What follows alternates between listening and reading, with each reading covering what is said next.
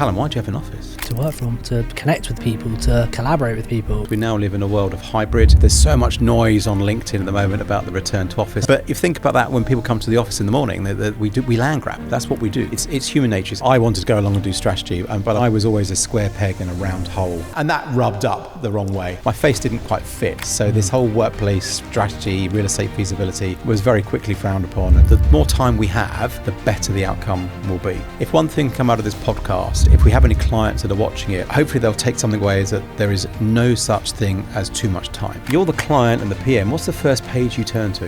The last page. Total. The cost. It's human behaviour, isn't it? Well, okay, let's get love, fluff. Okay, that company is now 150, 200,000 pound less expensive. And of course, then it's just a race to the cheapest. In our industry, people play games. Is there any games we can talk about? Not exposing anybody. We need to get into concept design, detailed design, procurement, construction, execution, delivery. And this is where our industry is a little bit broken. Leeson. Hi, Callum. Welcome to SQFT-Stories. Thank you very much for having me. Thanks for coming down. Pleasure. It's a long way, isn't it? It is a long way for you, I know. Your second day, how do you pronounce it? Medhurst? You can call me whatever makes you happy, but Medhurst is normally what I go by. I thought I'd get there early just in case I missaid it in the episode. Well, yeah. I would normally answer to most things, my friend, so don't worry too much. Yeah, again, thanks so much for coming down. Loads Pleasure. of stuff I want to chat about today, about the whole industry and where we're at.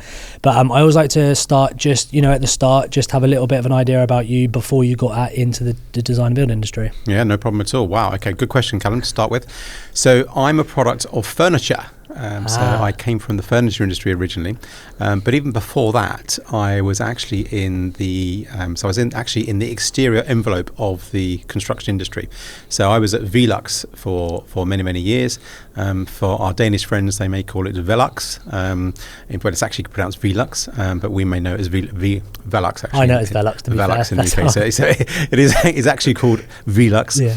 and a bit like those plastic building blocks that we build as children, and what we give our children, what's that called? Lego. No, it's Lego. No, it's not. It is. It's called Surely not. No, it's Lego. Isn't it? Yeah. That's how the Danes will actually pronounce it. Yeah. I thought it was Lego. Yeah. No, it's Lego. And who is the biggest tyre manufacturer in the world? Oh, I don't know. I feel like, is this a trick question? No. Who makes the most tyres on an annual basis? I have no idea. Lego. Oh, was it? Yeah. Really? Surely not. No, seriously, I kid you not. So think about all the little tyres they make for their vehicles. I was thinking of actual tyres. I know it technically is an actual they are tyres. I suppose so.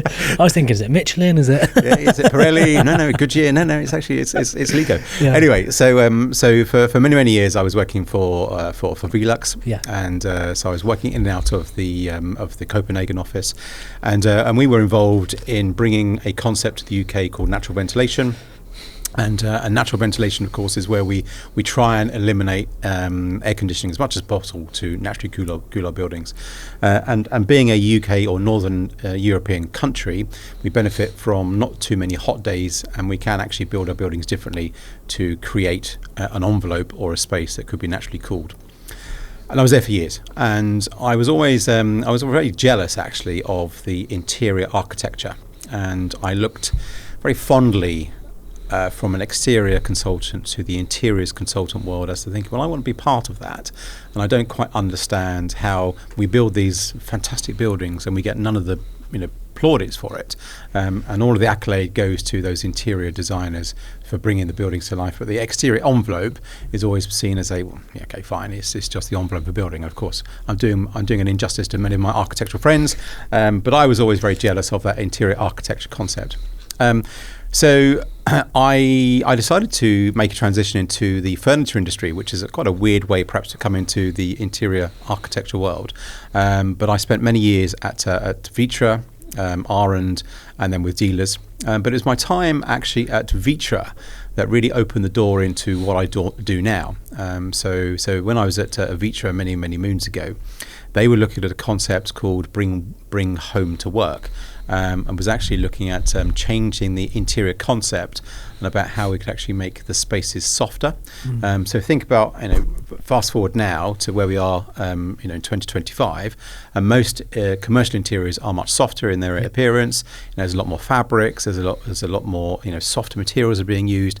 It's not a new concept. This is a concept that's been around for many, many years. 20 plus years it's been around for. Why do you think it's only? I know I feel like we're jumping forward and back now, but why do you think it's only just come around as such in the modern time, especially in the UK? I think COVID helped. Yeah. Dare I say it? I know we're not allowed to talk about COVID much anymore. You can talk about whatever you want on this podcast. But I think what happened was that the whole softer appearance, I think, has very much accelerated, certainly in the last 5 years, because people are wanting to make spaces more attractive to come to. Try and bring people out of their home environment, so we're making places softer and more homely. But I think there was just a general reticence or resistance to change for many, many years. We were stuck in a bit of a rut. We were quite happy with where we were.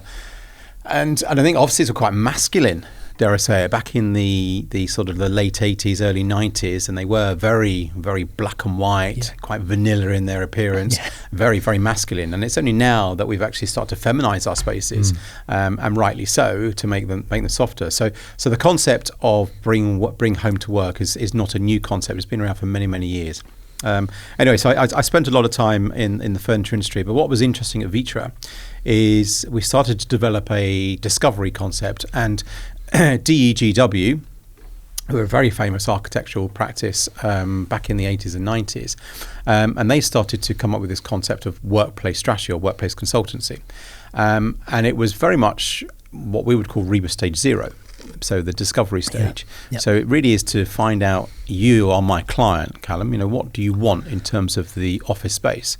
So rather than jumping straight into designing, procuring a product for you, it's, well, hang on a minute, we're just going to pause and we're going to actually spend some time getting to know you before we actually then move on to the next stage. So before we pass go, we need to do a deep dive into finding out who you are, what you want, why you want it, and then we can pass go because we've got a full understanding of it. And when did that start coming into play? Because the more you talk about now, the more logical that sounds to do. Because if you are designing a product for a client, then of course you need to understand what they want and their why behind it, rather than just jumping in and designing it. So when did that become a thing as such, and especially in the D&B world? Yeah, so it's been around. So RIBA Stage 0, it's been around for years and years and years. Yeah. But it's a stage that's very quickly forgotten about. Yeah. So you get your program, Gantt chart. We're sitting in front of a client, and the client's got X day of move. We've got a lease event which is fast approaching. And in an ideal utopian space, we would do this discovery stage, which should really take 3 to 6 months to do it properly. And you and I be looking at a program and think, okay, you haven't got time to do that, and we'll give it a light touch, and almost fractionally bypass it. You've got it, because we need to get into concept design, detailed design, procurement, construction, execution, delivery. So that is why I think that a lot of clients, and this is where our industry is a little bit broken, and I know we're going to talk about that as we evolve through this conversation. But that's what's happened. So it's a product that's been around for many, many, many years. And DGW were the founders of it. DGW were then bought and disappeared, unfortunately, been now part of ACOM. So the traditional architectural practices still talk about workplace consultancy. And our friends at Gensler, HOK, Foster and Partners, they've got some very strong teams on a global basis, and they've got a lot of data that talks a lot about that discovery stage. But in terms of the D&B arena, there are very few companies that really do it well, which is my speciality. So I've been around a few years now in the D&B arena, and set this up for a few of our well-known friends as well. When you say they don't do it well, I'm going to question you on your speciality. What does doing well look like from your perspective in that specific niche? So workplace consultancy has, I think, within the D&B arena, it's become diluted, and it has become, a lot of people think, well, it's just a couple of questions, interviews and a survey, and they think it can be quickly bypassed. So it's not a thorough, deep dive, investigative approach to the client's needs. So I mentioned a few minutes ago, really and truly, it should take 3 to 6 months of deep discovery. So you're my client, Callum. and I've come to meet you for the very first time, and I'm going to role play with you this afternoon, even whatever time of day it is. This afternoon, at least. Yeah, in this cavernous studio by the sea. Looking forward to taking my stick of rock home. What is with that? I mean, why do people buy that stuff? I don't know. I don't think they buy it here. Joe, do they buy it here? I have no idea. Portland, that's it. It's even further down than us. Don't tarnish us with that. I'm going to buy a stick of rock and have no teeth by the time I get just horrendous to eat. Doesn't taste nice. Expensive. No logic in it. Anyway, I will come back to your question. Do you want me to explain before I come back to that question how I came into D&B before I go to that, or are we going to come back? Let's chat about what we're talking about. So, what does it look like that stage? What does good look like, and what does doing it well look like, and then we can jump back into. Yeah, no problem at all. Okay, so the two biggest costs in any company, Callum, are people and property. You got it. You got it, buddy. Right? Yeah, exactly right. Yeah, exactly. Do you know why I know that? Because I read your article. Oh, wonderful. Okay. I was not going to say that and just pretend that I knew, but I read your article slightly before I came on. Fair play. Boom. Top man. I'm going to delete that off to make myself look clever. You read my article. Okay. So two biggest costs in any business are people and property. Yeah. So and of course, realistically, what we need to do as part of your procurement process, you've got a lease event coming up. In an ideal utopian world, I would be speaking to you 18 months to 2 years out from your lease event, whether it be a midterm break or an expiry, because the moment the clock runs down, we are limiting our ability to give you good advice and to make the next best option and availability for you. So what does good look like? Okay, so we're going to spend some time understanding how you occupy your space. So what do people want to do in that space? So how do people work? How do they interact? How there's sinews of connectivity between those departments? People call it adjacencies. How frequently are people interacting? A lot of people will come to the party with a preconceived idea of how a building should stack, but until you do a proper evaluation and a deep dive and to understand the adjacencies of those teams, those sinews of connectivities I just talked about, we call it a dendrogram analysis. So the dendrogram analysis of the thickness of the connectivity between a person and a team, and the greater or the bigger the pipe, if you like, the more interaction they have, and by default you would say that team should actually be connected to one another, rather than thinking, well, sales and marketing and HR and those functional services and support services be somewhere. We don't know that. So ideally, I'm going to spend some time with you, Callum, to find out how your team works. What does good look like, or what does a typical day in the life look like? So looking at your building, first of all, so we've got people that come into the building. What is your frequency of occupation? Of course, we now live in a world of hybrid, and there's so much noise on LinkedIn at the moment about the return to office mandate. Let's just move on, guys. Okay, that's done. We're 5 years on post-pandemic. Yep. I think it's fair to say that most people have found their cadence in terms of how they want to work in the space. Yes, there are lots of companies that are saying that you must come back to the environment. That's their prerogative, and I'm quite ambiguous in terms of this position. What's right for one isn't right for another. Every company is different across every market and every sector. So what that company wants is very different to what this company wants. I think what happens is the emotive side of human behavior comes into play, and the removal of choice is where people get quite precious about it, which I'll talk about in a minute. But how many people are coming in? What does that footprint look like? And what we are seeing at the moment, of course, is that very big bell curve, unfortunately. So we are seeing a very high occupancy Tuesday, Wednesday, Thursday. In fact, now we're seeing Monday, Tuesday, Wednesday, and Thursday. So we are seeing a lot of occupancy on Mondays. But the worrying thing for me, of course, is that we're starting to design to peaks rather than a blended occupancy. So we need to try and get to a place where, if you're my client and you may say to me, Leeson, we are rammed on Wednesdays, but Mondays and Fridays we're empty. Okay, well, that's great, Callum, and you're in 20,000 square foot today, and if I look at your data you're giving me at the moment and we are occupied on a Wednesday, then we are arguing that we still need 20,000 square foot. Whereas if I then say to you, well, we're actually at 65% occupancy, and across the average of the working week, is there an argument to be said, well, if we could blend that occupancy through Monday through Friday, is there an efficiency that we could actually bring to the party in terms of your next procurement of product? So rather than looking at 20,000 square foot, are we looking at 18,000 square foot? Okay. So all of a sudden we're talking about, financial incentive to get this right. So meeting rooms. I mean, how boring is that? But go on. I get quite excited by meeting rooms. I really do. But seriously, I mean, there is. I really get. I mean, in terms of data, I get quite excited by the data, and the reason for that. No, do you know what? It's very interesting to hear it from a data standpoint, and especially because like where you're working now, obviously there are large companies, so it doesn't surprise me that they base decisions just rawly off data. Where we're from, it's a very different world, and how we operate is a lot different because we're a lot smaller. But it's interesting to hear that you guys that stage of when you interrogate, is that the word? A client is that a word? But when you dive deep in with a client with that exact need, you dive into the data, you dive into the occupancy, dive into like, is it Monday to Wednesday, is it Tuesday to Friday, and then it makes sense. It makes complete sense. And you describing it is the first I've heard of that being described like that, to be honest with you. So it's very interesting to hear it from that standpoint. Because I mean, I think it's common sense. I would say it is common sense. Well, the way you're describing makes it sound like common sense. it is absolute common sense. So you've got a product that you're investing in, and it's costing you X million pounds per annum to occupy this space.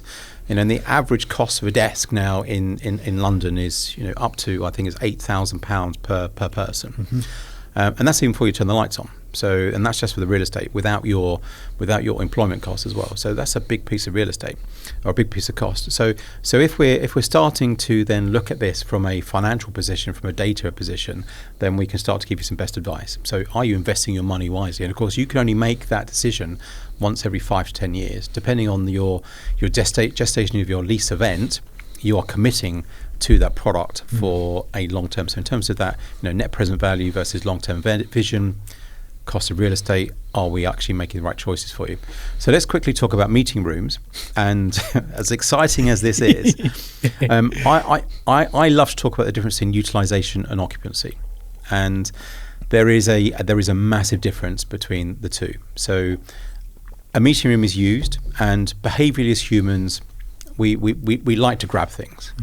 Think of those days by the poolside, getting up in the morning in your Mallorcan resort in the height of summer, and you're fighting for sunbeds against different nationalities. Okay, we're keeping nationalities out of it now, but getting down at 6 a.m. and putting your bloody towel on it. Absolutely.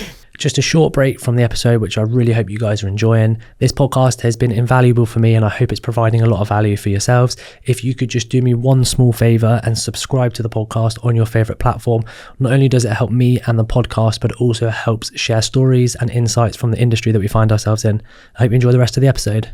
But if you think about that, when people come to the office in the morning, we land grab. That's what we do. Maslow's law of hierarchy. We go back to space grabbing is what we do. It's human nature. It's inbuilt in our in our human build up of what we do.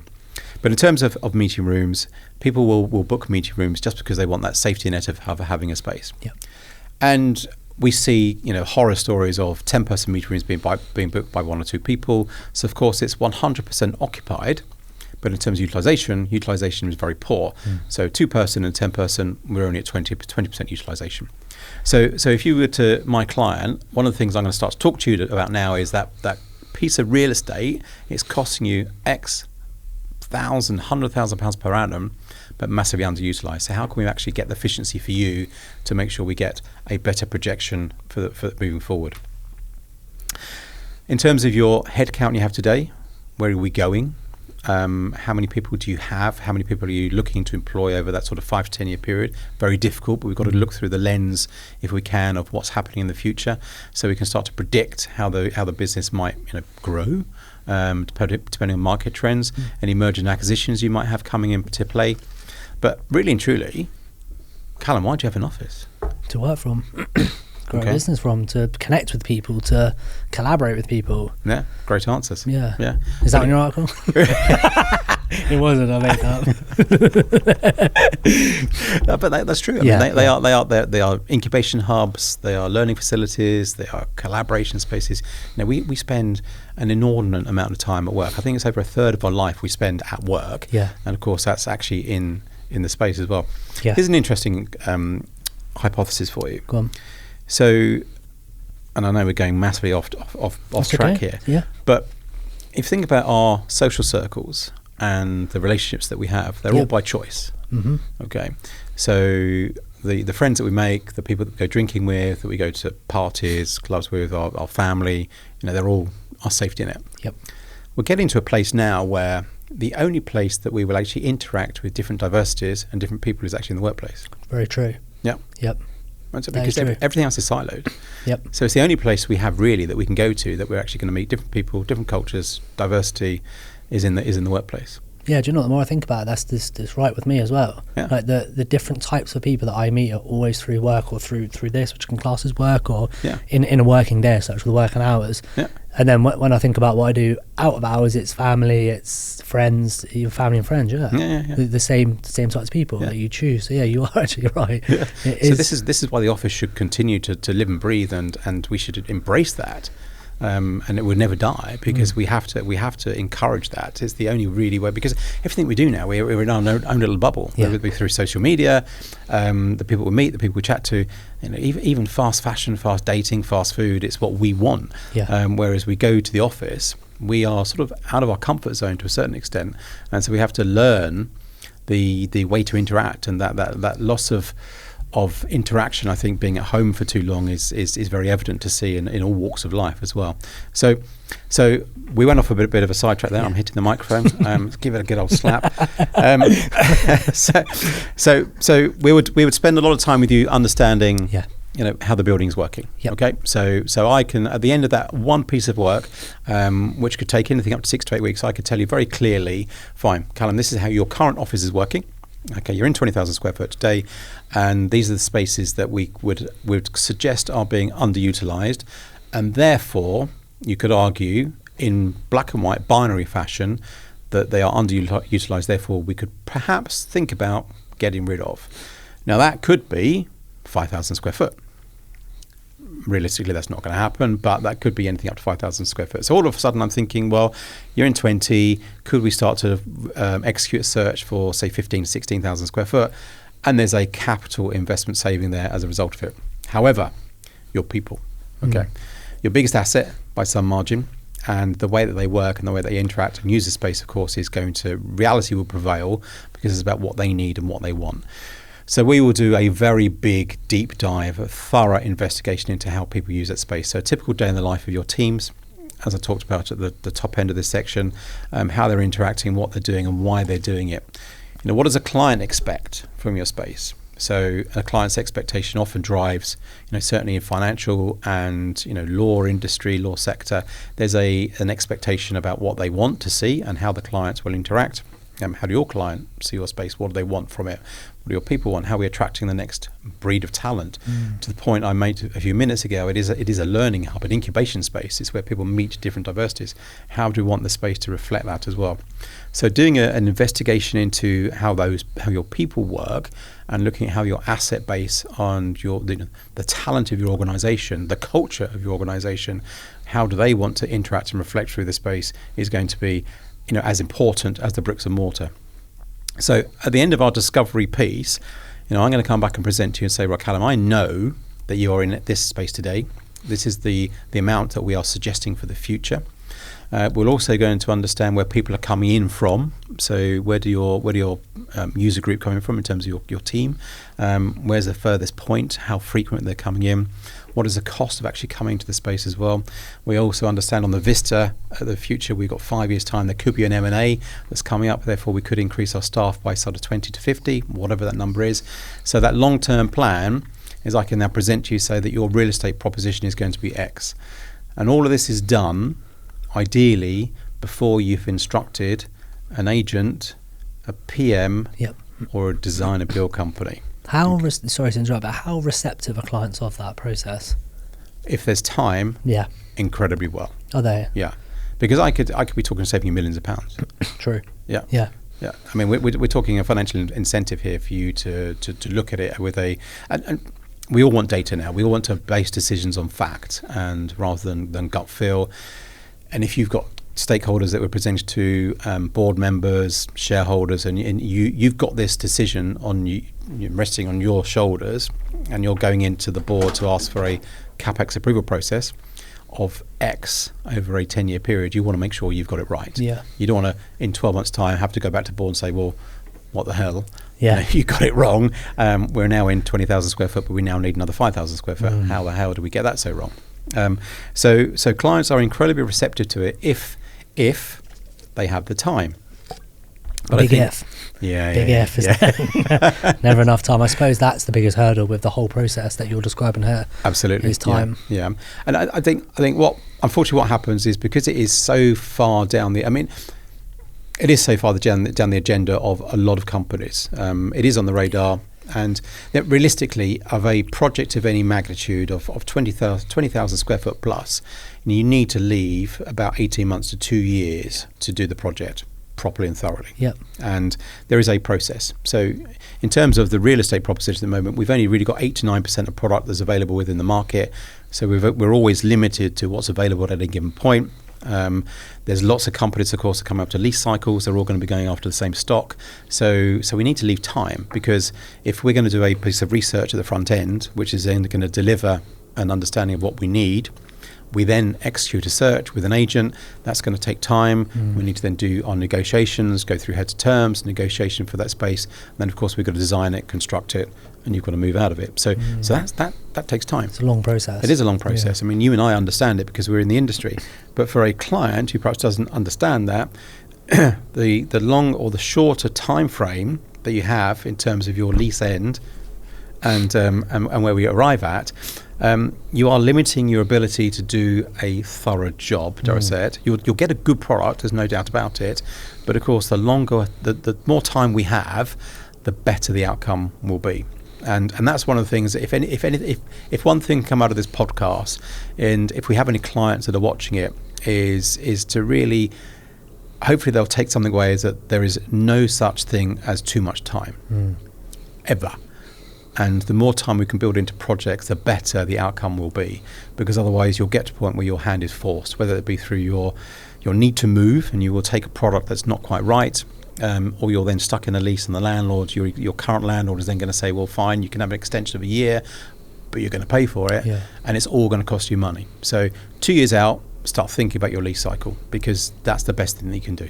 Yeah, I think as well, sometimes clients don't, and why should they as well? I don't think they fully understand actually how long it takes from concept, genuinely, even through to instruction, from concept through to instruction, that time, and then from instruction through to project delivery, like that whole time. I don't think they actually understand how long that is, and they shouldn't, to be honest with you, because they're not in the industry. Right. But it's when they don't take, your little bit of advice that this is going to take this long, you should probably start engaging at X point or X, Y, and Z, and then they just think, everyone's busy in the world, and they're trying to operate their businesses or what, so they don't take into consideration the exact time. And then I suppose that then it defeats the object of what you've just described, because time then becomes, we run out of time.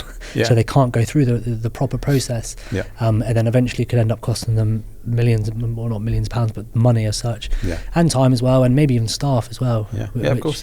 Which you mentioned is their biggest asset, one of the biggest assets. Absolutely. I mean, you've got some big blue chip companies, of course, that have got global workplace teams, and they get it, and they're multi-sited, and they've got the whole team set around it, so that's fine. But for your SME, that really, I suppose, is attracted to the D&B market, and that sort of 20 to 30,000 sweet spot square foot project, they don't have a global workplace team. They'll have somebody that is then taking it as in addition to their day job. And it's almost that poison chalice, isn't it? That someone comes knocking and said, hey Callum, I know you're incredibly busy, but I'm going to give you the office move project as well. And you think, oh my God, really? What the actual? How am I going to do that amongst everything else? Exactly. And of course, what then happens, and I talked about our industry being broken. And I think time is where it is broken, and I would encourage then, as I said, if we could get people to build more time into the project process, amazing. But then what happens is that, dare I say it, is that, you know, bless you, you've just been given this poison chalice. I've got the office move now to deal with. No, Christ's sake. Okay, so the first thing you're going to do is you're going to then search. If you don't know anything about the industry, you're going to go to our trusted friend Google, and the first thing you're going to Google is office relocation, office move, office fit out, whatever it is. Of course, then you're going to be bombarded with all sorts of information from all of our friends in the industry. And you know, I've seen it. We've seen it. We know how the industry works. And of course, then your phone is going to be red hot. You're going to be the most popular person in town, and you're going to get calls from every man, every woman that is in our industry, because they want to be your friends now. And not only is it going to be from our D&B colleagues, it's going to be from agents, it's going to be from PMs, and of course you now don't know what is right and what is wrong. So you are swimming in shark-infested waters. Very true. And of course you're going to be led down a route that may not be right for you. And I'm not saying that I am the best at what I do. You know, that would be incredibly conceited for me to say that. I think what I would give all of our clients the best advice is build time into the project process, because you can then build gateways into that project, and then if you're not quite happy with the way it's going, you know, there is a natural pause. And fine, Leeson, you've done a piece of work. I understand now what I need in terms of the product. I now need time to go and find that product, and then by product I mean space. You can go and find that space, and you've got time. You're building time into it. So there is natural segues where you can just pause, reflect. Go back to your stakeholders, investors, and say, well, we're not quite sure. Are we happy with this decision? Because if you are on that juggernaut and we're against time, you are then heading towards not a disaster, because you'll be in a new space which will undoubtedly look amazing, whoever does it, but it may not be right for you. And you'll be settling rather than actually having a product that's great. Interesting. I love how you rounded that up. I've never heard. Because we operate in, on a smaller scale. It's interesting to hear someone like yourself describe what the process should be like. Inverted commas should be like. But let's have a little deep dive into your career as such in the industry. So let's jump back. So you were working within furniture. I was in furniture. That's how you made your way in. So how did that progress? Wow. Okay. So I wanted to. So spending my time at Vitra, I wanted to. Now really, I suppose, explore the opportunity to do workplace consultancy and workplace strategy. Well, actually I call it real estate feasibility, because I think the whole workplace strategy and consultancy has become so diluted now by some of not doing a thorough job.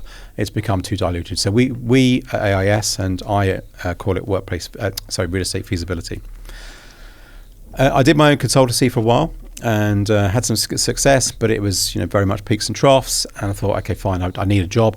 I had a young family, so I wanted to then come into the designer build arena. Well, actually, I didn't know I wanted to come into designer build. I rang a recruitment consultant, and he said, "Leeson, meet me at Victoria Station at some ungodly hour of the morning. I think it was about 8:30, and we can have a chat." So we met. We met at Victoria Station, and we had a coffee, and he said, "Leeson, I'm going to change your life forever." I said, wow. Bold statement. Yep, okay, fine. You need to go into design and build. And of course I said to him, well, what? Design and what? What is that? Yeah, exactly. I said, I want to do real estate feasibility. There is a market that's missing now, really, certainly within the construction industry. A lot of the architectural practices that were doing it, they started to stop doing it because clients weren't prepared to pay for it, and it went through that 90s of credit crunch, and the gestation for projects seemed to get smaller. So there was an opportunity, and certainly on the back of my consultancy, I could see that there was a need for it. We just needed time, probably some investment. Anyway, so he said, "Yeah, design and build. We're going to change your life forever." Okay, fine, no problem to you. So we're going to introduce you to Maximise. I said, wow, okay. I didn't know who Maximise were, and of course I had no idea what they did. But anyway, literally, I left that meeting at 8:30, and I think within an hour, he called me back and said, "Right, you're going to meet Maximise at 7 o'clock tomorrow morning." Yeah. It's What you get? Yeah, well, I did rather cheekily ring him back. I said, well, we're talking about 7 o'clock in the evening. Yeah? So there's only one 7 o'clock in the day for me. He said, no, you cheeky bugger, get out of bed, you lazy. So-and-so. Yeah. And he said, no, you got to meet the MD at the time, and you're gonna chat. So anyway, I went along. And I met the MD at the time, and we got a house on fire. Yep. And he said, right, I want you to come back the next day at 7 o'clock and you can meet the chairman. So I did. I went back to meet the chairman of Maximise. Of course, he's still the chairman to this day. And we had a very lovely meeting at 7 o'clock. In fact, I had to go and buy a suit, I remember. I didn't have a suit. So, let's go buy one. Yeah, I did. Yeah. I literally had because I just didn't need one. I mean, the industry, the sector I was working on, it was very casual. If anything, it was quite design-led. And I didn't have a suit to my name. So I had to go to Marks & Spencer. There are other shops of choice, of course, but I went to Marks & Spencer to get myself a suit, and I wore this suit to the meeting the next morning, which was it was quite surreal, actually, the interview. I remember meeting the chairman, and we spent half of it, actually, because he was having a challenge with his son, who was going to a lesson, who didn't want to go to his lesson. Yeah. And so about half of the interview was actually dealt with that, which was quite fun. Yeah. And anyways, his son did go to said lesson in the end, and then I left the meeting actually with a job. Oh, cool. And I then started my career within design and build. So I was at Maximise for best part of 2 years. And then, so what was your occupation as such at Maximise? Well, was it strategy? That was what I wanted to join and do. Yeah. And if I hopefully I can speak very candidly. And so Maximise have a way, and it's a very good way of doing things. Yep. Excuse me. And I wanted to go along and do strategy, but I think that conflicted a little bit with the Maximise way. Yep. And I was always a square peg in a round hole within the Maximise demise. Yep. And it is what the way Maximise do things is excellent. Okay, yep. you can't doubt it, fault it. What they do is fantastic product, fantastic projects, etc. But it's very black and white.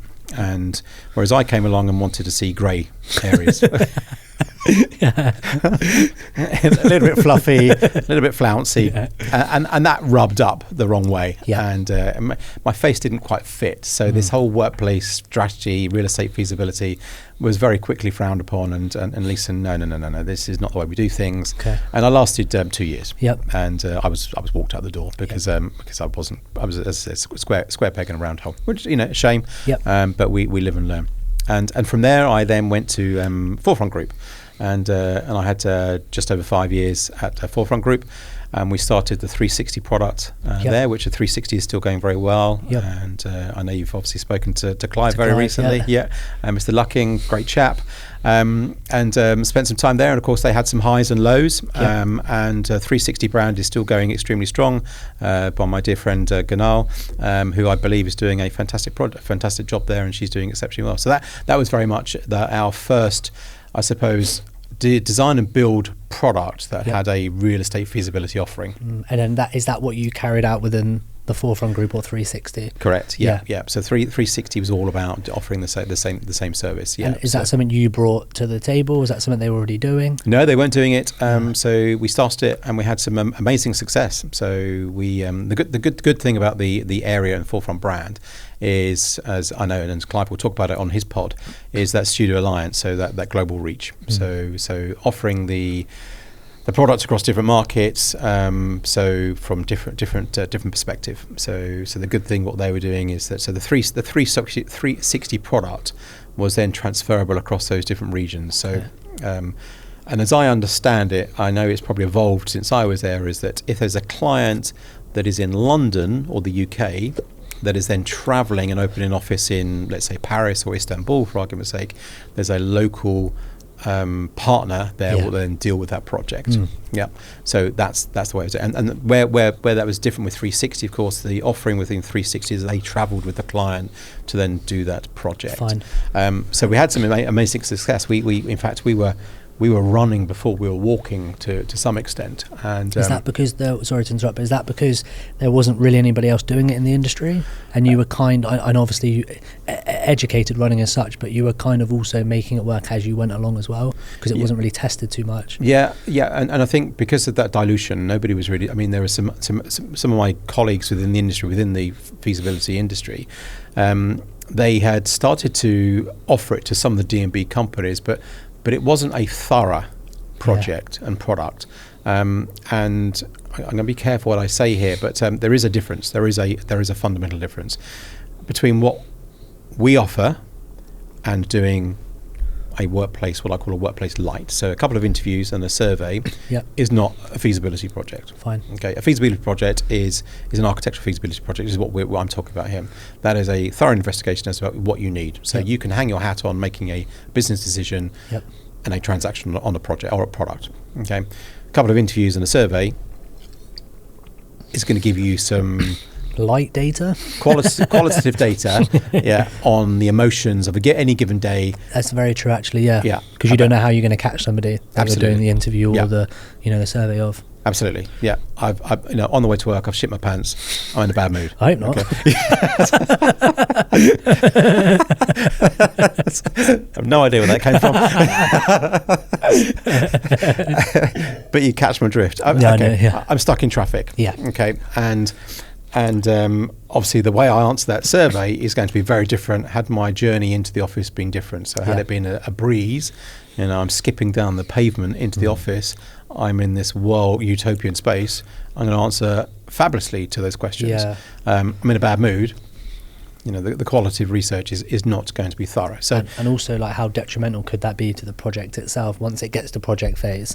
If you've done a very real light deep dive into the client's needs, and the answers have been answered on basically their experience of that day as such. I know we're hypothetically talking here, but the detriment to the project further down the line is that you haven't got a true representation of exactly what they need. You've got a representation of what they thought they need at that exact time. Yeah, absolutely. Yeah, it's a point in time. And you've always got to go back and challenge the data, because if you do it as a proper piece of research at the front end, that's something we're always going to do. We're going to test it, because what you tell me today is that you're not going to tell me the same thing tomorrow, because there's so many givens and so many factors that are going to change your position, your emotion at any given point. If you go home and, dare I say, have an argument with your partner this evening, you're going to come to office tomorrow or to the workplace in a different frame, a different mindset.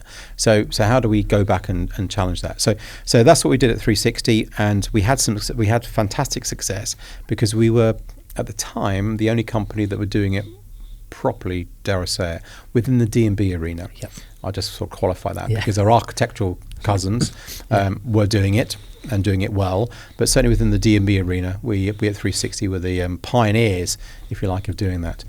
So we had amazing success. I think we had a team at 7 at one point, and we were flying around the world, doing some amazing stuff. And then so some high points and low points for Forefront Group, which I don't need to go into. Mr. Lucking will do that on his own pod separately. But yeah, great company, great team, and I left and I decided to move on. Yep. Is it safe? Sorry to interrupt. But is it safe to say, by the sounds of it, you sort of found your feet in the design and build industry at 360? Yeah, I think the time at Maris was a good eye opener. So I had that experience of workplace strategy beforehand, because I had my own practice and my learnings at Vitra. So I came to the party knowing, I've got over 20 years experience now within this arena. And 360 was probably really where I probably found, as you say, found my home, if you like. So that was interesting. And then you were there for 5 years, did you say? Just over 5 years. So 5 years. So just over 5 years at the Forefront Group, and then off to Peldham Rose. Okay. And so I know you've spoken to Jitesh. JP. Yeah. What a guy. What a man. What a man. And I know his pod will speak for itself, but very humble, welcoming guy. Yeah, lovely guy, and genuinely lovely man. So he definitely wants the best from his people, and I got that vibe from him without doubt. really felt like he invested in his people, not just financially, but also like, you know, his energy and his time as well. Yep. By the sounds of it, went into the people. So can't speak high enough of that. Oh yeah. I mean, Peldon Rose is an amazing brand, amazing company. So I've got to be careful because my current colleagues think, my God, Leeson. But you can still speak honestly about. Absolutely, of course I can. Yeah, and I think so. What Peldon Rose are fantastic, and I know JP will smile at this because I often refer to Peldon Rose as being Waitrose. It is the Waitrose of the design and build community, in as much as, you know, never knowingly undersold, and you're walking to Waitrose and you know you're always going to get a good experience, and people will deal with things, you know, promptly and well, but you'll always pay that little bit more for that service. Yeah. Okay, and that is the Peldon Rose product. But I do think sometimes clients are happy if they have a certain standard and their company and their business has a certain standard. I do think clients are happy to pay the additional amount if they are going to get the service. Yeah, absolutely. Like those guys at Peldon charge, and you know, I'm sure their clients are receptive of not of the cost, but like, you know, the service side of things. Mm-hmm. Yeah, exactly. So.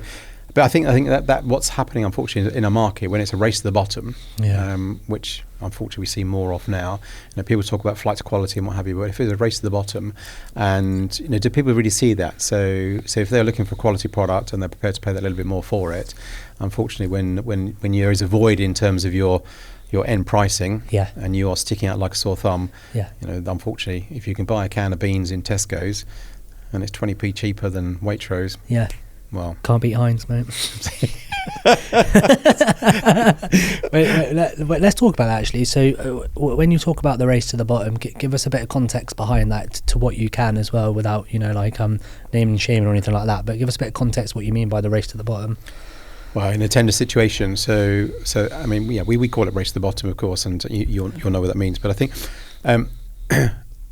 when you're in a tender and procurement process, and you know, what I always find fascinating is that you'll get an RFP or a PQQ that will come out, and of course they'll ask you for, you know, untold amounts of information. So financial information, case studies, feasibilities of other projects you've done around that. Yeah, exactly. Team behind the projects that you're going to deliver, and X, Y, and Z. Exactly. I'm doing some at the moment. It's just boring. It's endless. So you got it. Yeah. So your experience in the building, your team, your organogram. Can you show me your project program or your Gantt chart?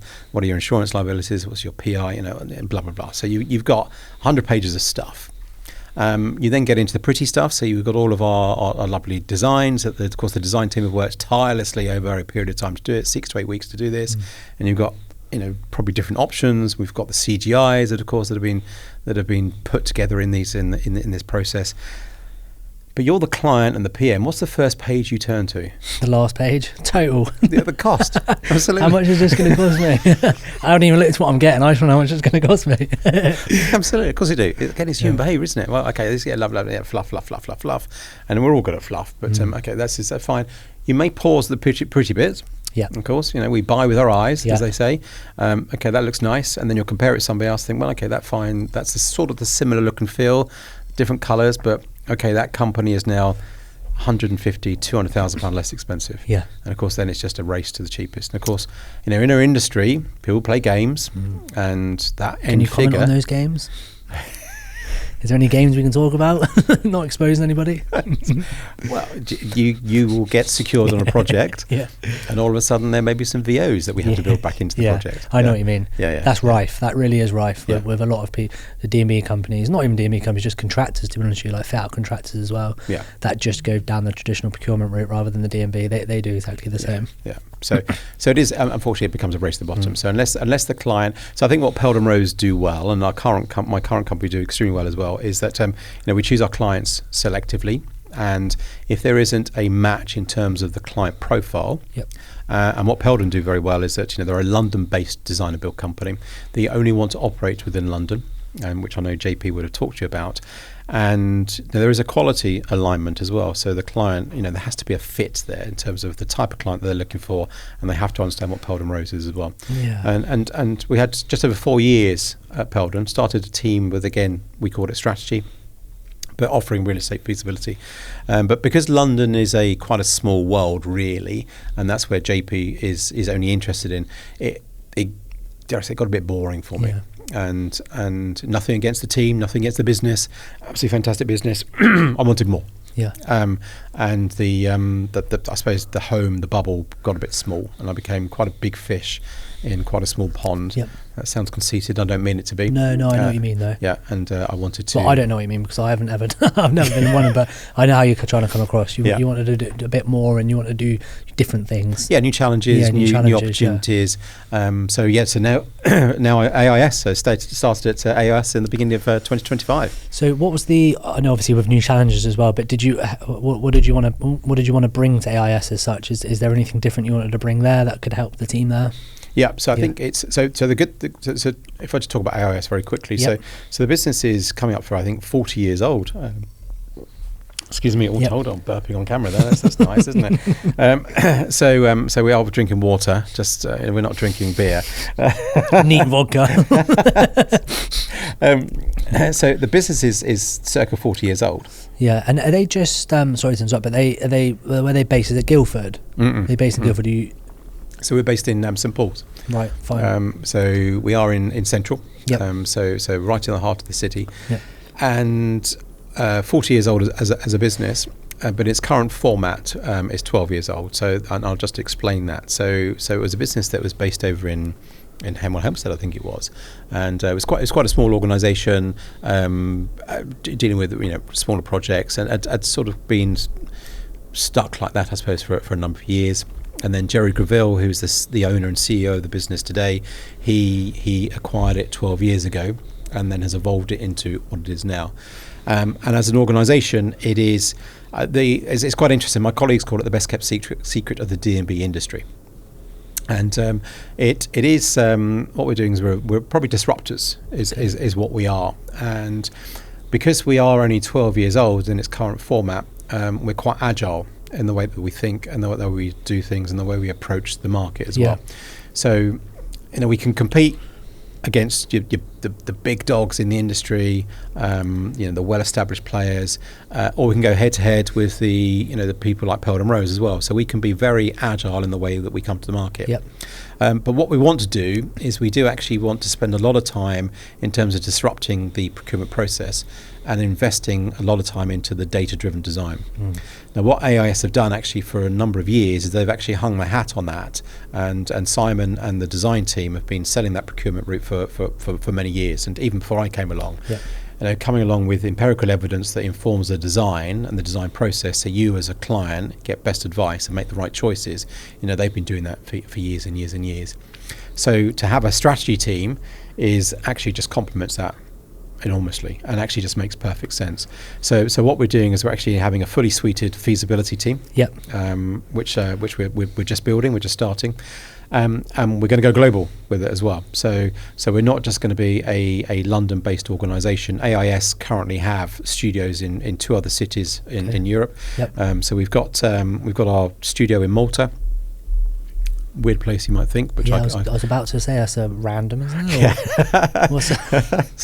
It's an island that's I think 20 miles wide by 5 miles deep. It's it's a funny place. In as much as that you'd think, well, what on earth goes on in Malta? But you'd be surprised what goes on in Malta. So it's massive for the gaming industry. So obviously a tax haven. A lot of the gaming industry it is lots full of expats, but lots of the gamers are based there now as well. So huge gaming companies. A lot of financial institutions are based there as well.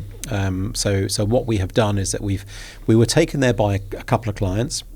So we had the clients that actually took us to the island, and then what then happened, of course, is that as we then landed, we were doing more and more projects. Excuse me. So having a base there has helped us enormously. So we've done projects with financial institutions, quite a lot of gaming as well. So Malta has become a studio base, but it allows us then to use that as a springboard into that sort of southern European destinations as well, all the way over to Spain. Through Italy as well, and into sort of Turkey. Istanbul is that we're able to do that from Malta, and we have also a Benelux region as well. So we're in Amsterdam. So we've got a studio in Amsterdam as well. So which is proving to be very, very useful. We're going to open a new studio this year, which is out in the UAE. So the team are currently looking at that. So we're heading over to the UAE, and we're currently with an international team that we have within AIS. So the difference with AIS is there are different revenue streams. We've got our traditional D&B, which is, we all know that, end-to-end procurement, but we've also got two other main streams as well. So we've got a contracts division which operates on that traditional route. So if a client says, so the benefit of having a strategy team within AIS is that you're my client again, Callum, and we've done this fantastic feasibility piece for 6 months. We've had that natural pause. You may say, Leeson, love you to pieces, and at this point I would not have chosen to talk about procurement necessarily, or procurement routes, or we may have had a flirtation about it.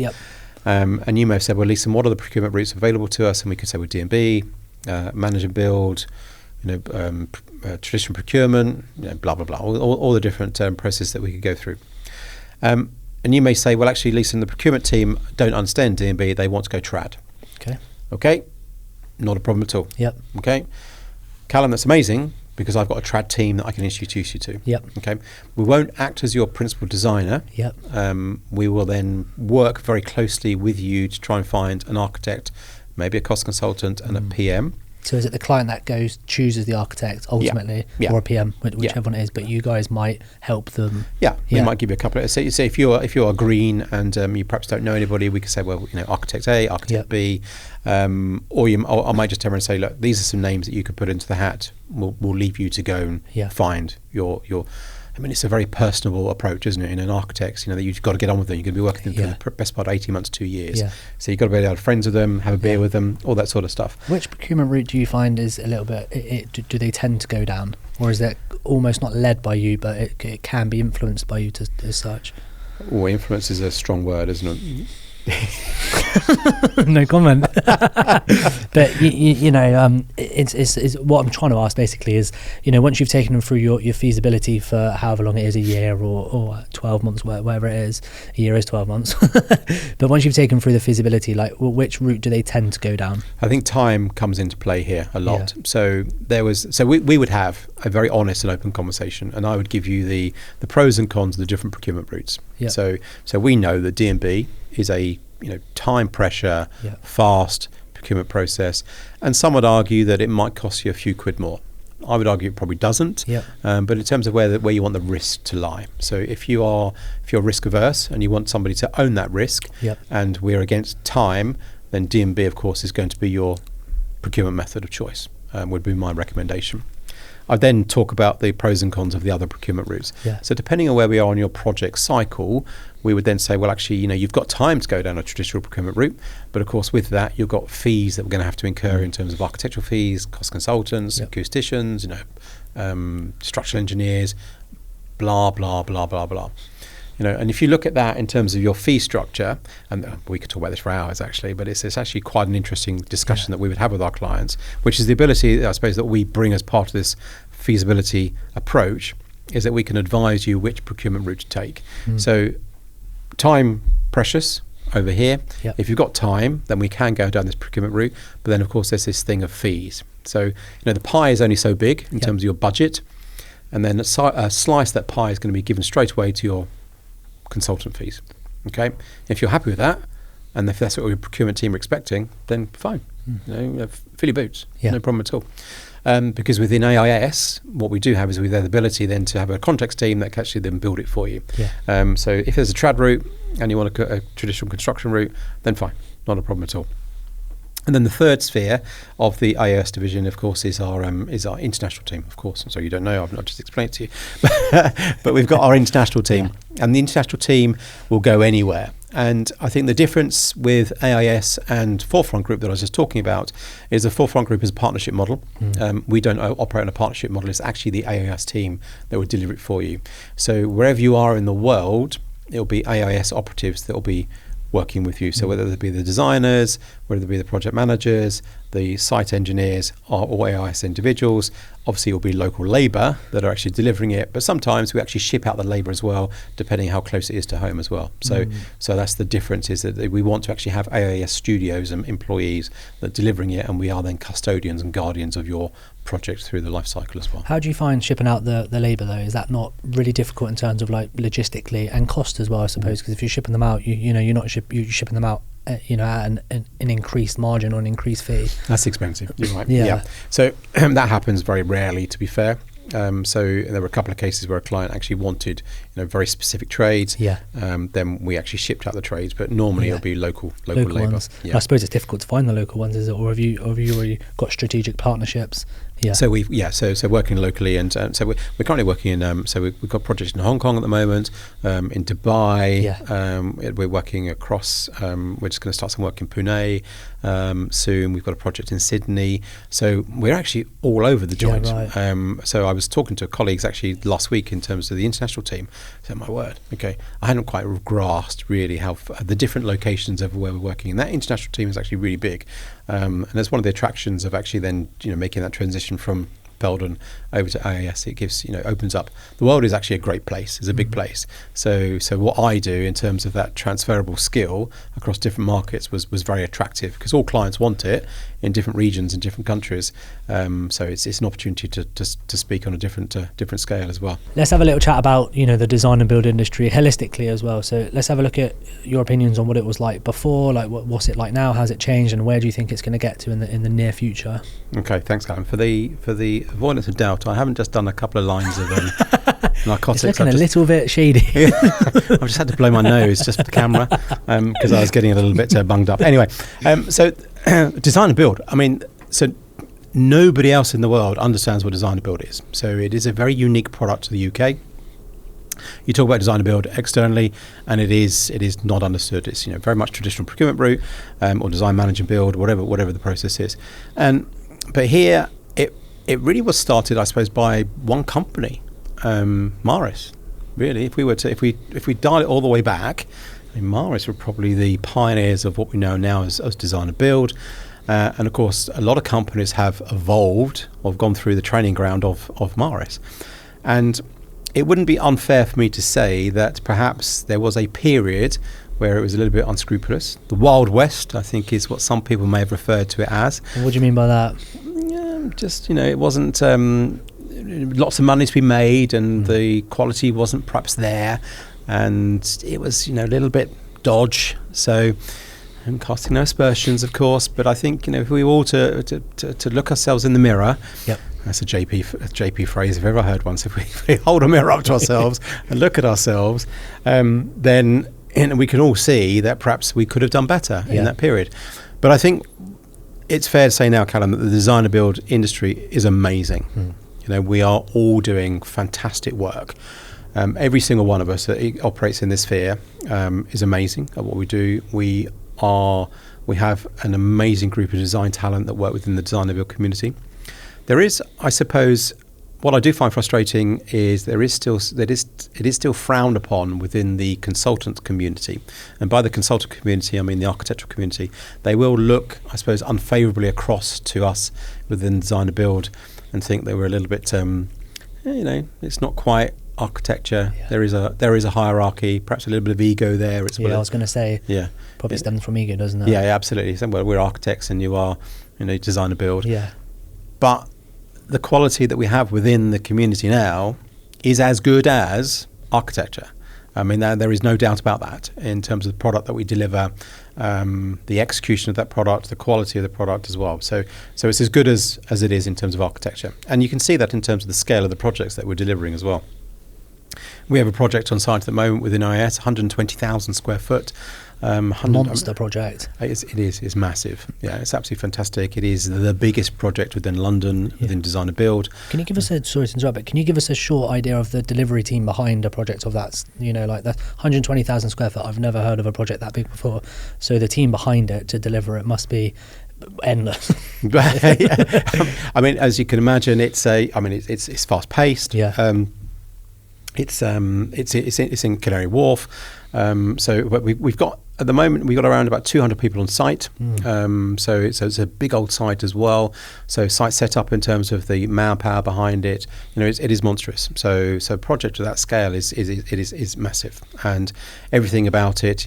Some people may say, well, there's a lot of risk. Of course, there's a lot of risk, but that risk is managed and shared somewhat as well between us and the client, and of course our subcontractors as well. But the sheer scale of it and the sheer speed of the way that we're doing it as well, proves that D&B can deliver projects of that scale. And then the collaboration must have fostered like endless amounts of collaboration as well within the team on site and also the team in the office. Yeah, absolutely, yeah. So there was, basically it was a special utility vehicle, if you like, or a special vehicle that was put together for this project. So it's an exceptional project, as we would call it, that sort of magnitude. So we then built the project, or the people around the project. So we had a core team that were already focused on the project. So we had the PD, we had the design director. They worked tirelessly on that pitch process, and they took us to the wire. We were one of two, again, another design and build company, and obviously massively disappointing for the losers. There is never an award for second place. No, regrettably, you never remember. No, second place, do you? No, not at all. Seconds. What is second? Second is last, pretty much. Yeah, it is, isn't it? You might. It's controversial. That might sound. In fact, that's the competitive side of me out there. It's funny to say it, but I remember speaking to this client actually when I was at Peldon, and we didn't even make it through on the RFP, so we were nowhere near it. And dare I say, I'd rather have been neglected then than all the way down second. To the wire. Yeah. So it is, but you've got to be in it to win it, as they say. We were taken right to the wire. So we were one of two, won the project, and then the amount of collaboration that then took place as a result of it. So there's been endless amounts of reworking the designs and the videos that we put together, the fly-throughs, the walkthroughs. It's been amazing, and I've looked at some of the content, and it is truly inspirational, magical in some areas as well. And I can't wait to see the end product as well, which will be later on this year. So there's going to be obviously a lot of noise around it. There's already some noise. You'll notice I've not said the client name. Yeah, of course. That's okay. Yeah, anybody that knows AIS will know who the client is. But there's going to be a lot of noise around it later on this year, and it's exciting. But I think if anything, that proves that D&B now, design and build, of course, is as good as traditional procurement. Yeah. And we should be proud of that. I think as an industry. How about going forward, design and build? Like, where do you think it's going to get to? Not only just from a strategy perspective, but looking at it from a holistic perspective. Where do you think design and build is going to get to in 5, 10, 15 years' time? I think design and build is going to mature, and it will change. I think what's interesting is that I've seen an evolution, and I would like to. There's many facets to that question, so I'm going to choose the first facet first. Sure. I would like to see continuous improvement, and I would like to see our clients become more intelligent in the way they procure their product. So more time, so that they're not forced into quick decisions that perhaps is not favourable for them. So building more time into the project process would be amazing. So if we could actually take anything away from this pod, as I said a few minutes ago, so clients can actually build in more time, so we can actually do some proper feasibility, so we can actually then choose the product we want to execute in terms of the space, and then the procurement route would be amazing. I think our PM and agent market will evolve as well, because of the way the market is running at the moment. They actually hold quite a lot of the control, and they will of course actually then choose who should and should not be involved in the project process. So I would like to see that changed, and not change to the detriment of them, but I think what we'd like to see is that more intelligent information is gathered at the front end to then inform an intelligent brief, so that we work harmoniously together. So I'd like to see feasibility teams working very closely with agents and PMs, so that we can actually then execute the right product for them. So rather than an agent and PM coming to a project and meeting you as a client and saying, well, actually you're 20,000 square foot now, what's your predicted growth rate over the next 5 to 10 years? Okay, your incremental headcount is increased by 2 to 3% over the last 10, so we're pro-rata that. All of a sudden you're looking at a product of 30,000 square foot. It's like, whoa, okay, please don't do that. And so I would like to see that improve, so that so we work more harmoniously together in terms of that feasibility strategic approach, so we can best advise agents and PMs to advise you as well. So we all work collectively together rather than our own little silos. And I'd like to see that develop. But I think what we'll see more is that so as clients understand design to build more, not just from the UK, but from a global perspective, we're going to see more and more clients that will want to do design to build projects. So that risk will then be owned by your design to build community. And clients are risk averse. And if you can actually prove to a client, well, we're going to take on board all of the risk, provided that you sign your JCT contract on this date, and we have a clear site and we can execute it, and we'll be in by this date, there's no risk involved. Yeah. So I think that's what we'll see more of, actually. So it's an interesting, evolving market. The office is not going to die. Yeah, I was going to ask you about that as well. Actually, what if you're happy to share your opinion on that? What is your opinion on whether the use of office going forward, and also like, how do you think it's going to go? You know, not just also from a design perspective, but also just the holistic use of an office. Right, I'm glad you asked that, because there's so much noise, isn't there, on social on our social feeds. I'm bored of reading the bloody the post about it, to be honest with you. I think my colleagues in the industry as well actually have got to be careful. And I know I've already said in this pod so far that I come to the table agnostic. So I'm biased neither way. So do you want an office or do you not want an office? Do you want to work from home? Do you not want to work from home? Okay, I don't care. Yeah. I want to give you best advice. Yeah. So I think my colleagues in the industry need to be careful. Please don't hang your hat on one or back one horse, because you're going to look pretty silly with egg on your face if we all go back to the office, which I think we're seeing a natural migration to anyway. We found our cadence. The office is not going to die, far from it. The office is like a church. You know, the church has not died. You know, we're 2,025 years on from the church of you know, if you are in any way religious, you have the Bible. So the church has been around for many years, and the church is seen as a place of safe space, of preaching, praying, collaboration, connectivity. That's what an office is. And an office is an incubation space. It's where we learn. And as we talked about a few minutes ago, it's really the only place now we actually meet different people. Yeah. So long may it continue. And it's a great place to go to. Come on, isn't it? I mean, it's pretty cool. It can be, but sometimes, you know, there might be places where that aren't so cool. And, you know, culture might drive that to an extent. Design might drive that as well to an extent. But, you know, going to the office, you should really enjoy going to the office. I don't know how much percentage of your life or time you mentioned earlier you actually spend in the office, but it's a humongous proportion. You know, sometimes you spend more time in the office than what you do see your actual family in your working period, that is. So it should be a place that you want to go to, and you know, that fosters collaboration, and also just helps you get on, you know, generally with relationships with people and society as a whole. Yeah. I think I worked it out the other day, actually. We were pitching for a client, and I think it's 36% of your life you spend at work. Yeah. Which is a shocking, crazy. It's a shocking amount of time, isn't it? Now, of course, you can't say that's in the office because people work very differently in different spaces. But if we would say that your average adult is working for 36% of their life, now, if you are office based, of course, that's a lot of time that you are spending in a space that you go to. So it's got to be enjoyable. So whether it be through colleagues, people you work with, interact with, clients you deal with, it's got to be enjoyable, because as you say, if you don't enjoy it, you'll then vote with your feet and off you go. And I think, you know, that's the space, the design of the space obviously plays a part on that, but I think a lot of it is rooted down into culture. And I think with the best will in the world, the fabric on the floor or the on the walls plays a part, but I know what you mean, the culture, but also, you know, like the whole, you know, looking at from it, whether it's the design, the culture, and the relationships you have there, it does drive the quality of your life as well outside of the office. So, you know, you hear a lot of stories of people who are like, you know, either they're having a bad time at work, that culturally it's just not a right fit, and you know, they're taking that home as well to their personal life as well. So there's something to be said for that, for sure. Oh yeah, and I think one of the things I strongly believe in is that as an employer, you have that life cycle of ownership of your colleagues as well. So a lot of people think, you know, I think wrongly, is that the moment you step into the office or 8 o'clock in the morning until 6 o'clock in the day, that's when you have ownership of their well-being or wellness. So you have overseeing responsibility that you've got to make sure they're okay during that period of time. Yeah, duty of responsibility. Yeah, definitely. Yeah. But I think it extends beyond that. So it is the moment you wake up to the moment you go to bed. So as an employer, I've got to make sure that you're okay.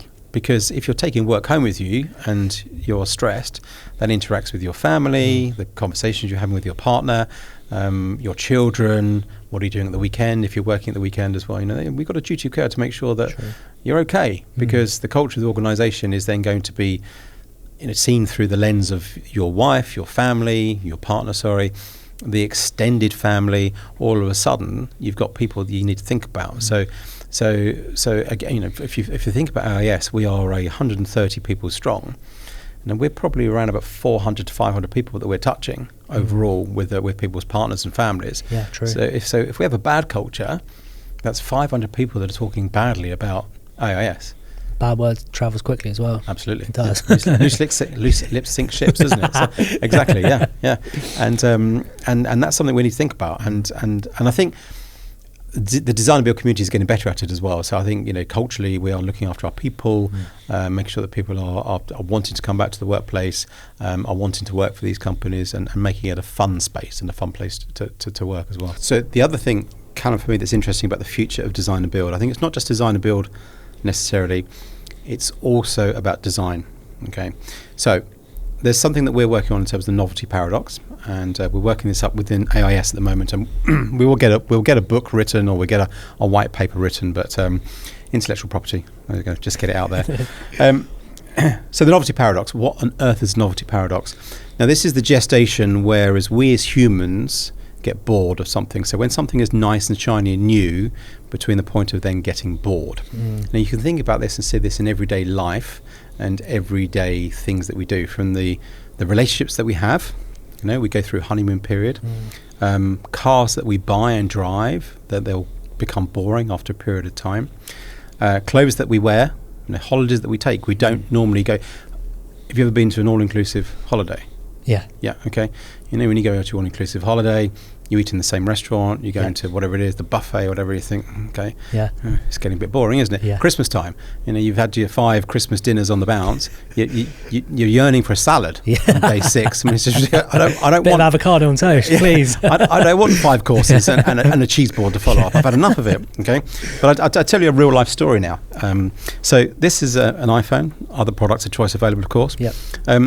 But I bought this iPhone, and I was one of the nutters that I didn't queue for it, but day one, I had seen all the advertisements for the new iPhone. I'm thinking that this is a life-changing product.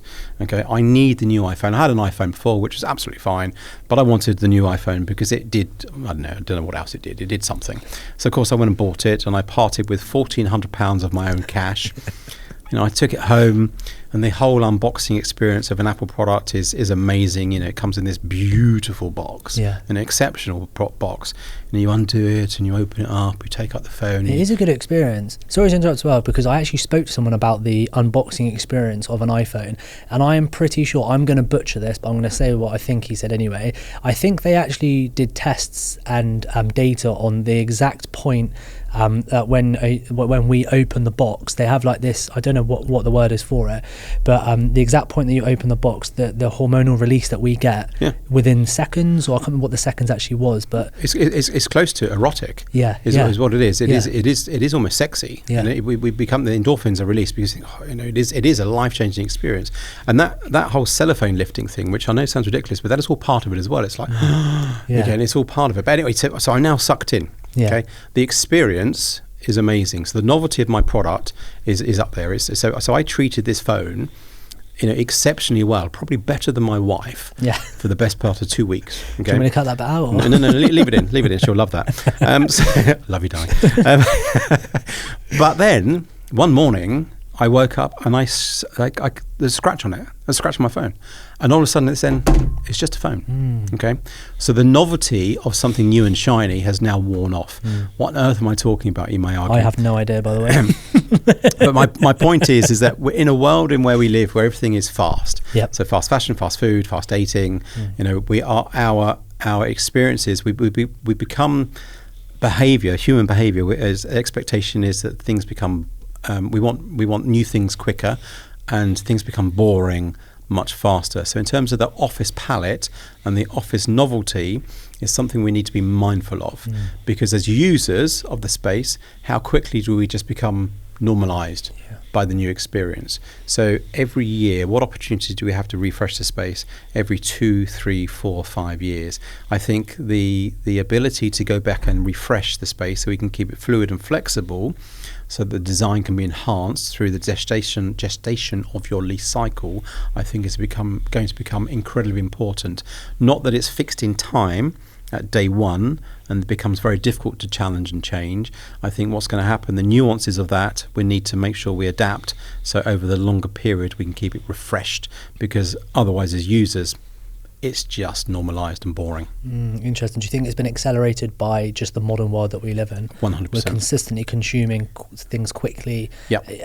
Just scrolling through your phone on certain social medias, everything's so quick. Yeah. And it's almost like retraining our brains to expect things quicker and want things quicker. Yeah. And also like the phrase that like the grass is always greener, you always want the next thing. Absolutely. And then when you get to the next thing, it's not, you've just described it well with an analogy about your iPhone. Once you get to the next thing, it's not really any better than what you were at previously. Yeah, it's absolutely. Our thirst, our crave for the next new thing is it's off the scale.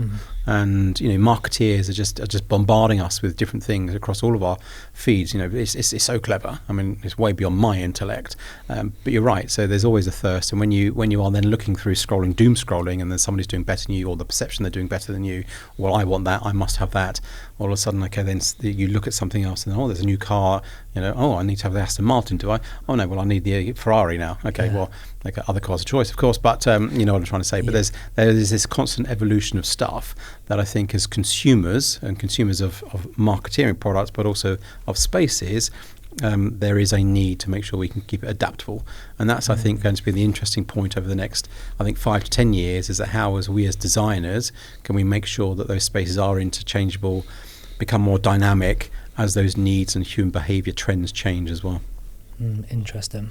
How about the future for yourself personally as well? So obviously you've had a very illustrious career as such from a strategy perspective, and also furniture and your time at previous employers. But how about the future for yourself? I know you've just started your current role at AIS. So how does it look going forward for you, do you think? Yeah, well, I'm going to stay within strategy, of course, and feasibility. So I've taken on some new responsibilities already.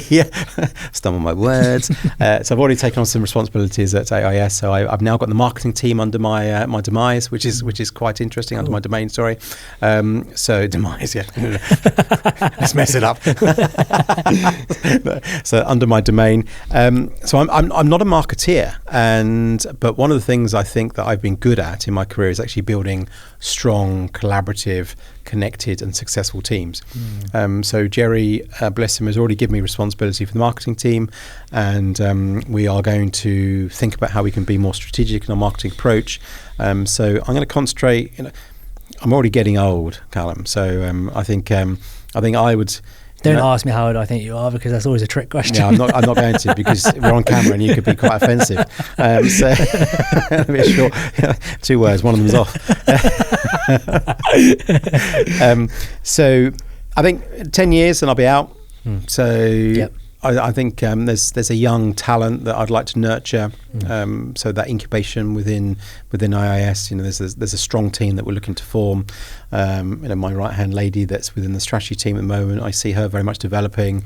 I'd like to see her running in the team as well.